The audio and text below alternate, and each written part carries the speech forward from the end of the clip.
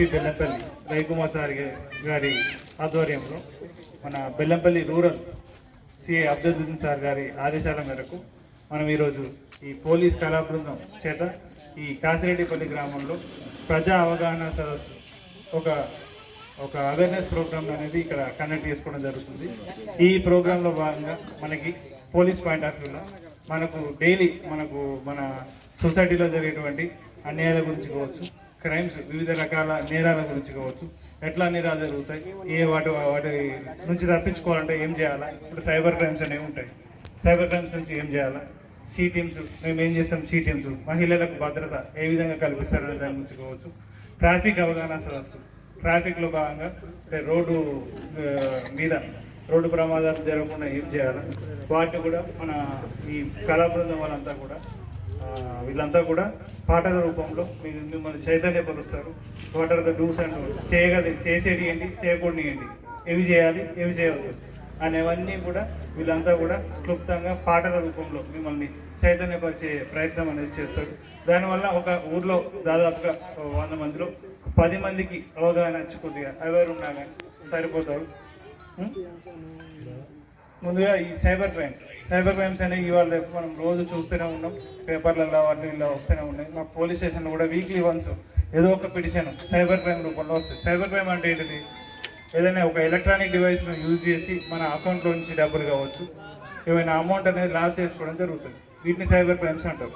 ఇవి ఎట్లా అవుతాయి, మన ఓటీపీలు మనకు మొబైల్ ఉంటుంది అందరికీ, ఆ మొబైల్స్ అందరికీ కూడా మీకు ఆ మొబైల్కి ఒక ఫోన్ నెంబర్ ఉంటుంది. ఆ నెంబర్ కూడా మీ బ్యాంక్ అకౌంట్ ఉంటుందా, మీ బ్యాంక్ అకౌంట్కు ఆ ఫోన్ అనేది లింక్ అయి ఉంటుంది. సో మీరు చేసే ఏ ట్రాన్సాక్షన్ అయినా ఫోన్పే కావచ్చు, గూగుల్ పే కావచ్చు, ఏదైనా యూపీఐ ద్వారా ట్రాన్సాక్షన్ చేసినట్లయితే అది మీ బ్యాంక్ అకౌంట్ నుంచి డబ్బులు అనేవి కట్ అవుతూ ఉంటాయి. అంటే ఇప్పుడు మీ మొబైల్ నుంచి దేనికైనా మీరు అమౌంట్ అనేది పంపించుకోవచ్చు మొబైల్ ద్వారానే. ₹1,00,000 వరకు కూడా. నిన్న కూడా మా రిలేటివ్స్కి ఏదైనా ఎమర్జెన్సీ ఉందని చెప్పేసి ఫోన్ చేసి ₹50 ఆన్ ది స్పాట్ ఇక్కడ ఉన్న చోట ₹50 ఫోన్ ద్వారా పంపించాం. అరే ఇది బాగుంది, మంచి ఉంది టెక్నాలజీ, అందరం కూడా వాడుకుంటున్నాం, ఇంతవరకు బాగానే ఉంటుంది. ఈ టెక్నాలజీ వల్ల మనకు నెగిటివ్స్ కూడా ఉంటాయి. వీటి వల్ల మన డబ్బులు అనేవి సైబర్ ఫ్రాడ్ ద్వారా, కొన్ని మోసాల ద్వారా మనం డబ్బులు అనేవి పోగొట్టుకోవడం, ఆన్లైన్లో ఇంటర్నెట్ ద్వారా మనకు డబ్బులు అనేవి పోవడం అనేది జరుగుతుంది. అది దాంట్లో భాగంగా మనకు 1930 అని చెప్పేసి పోలీస్ పోర్టల్ ఉంటుంది.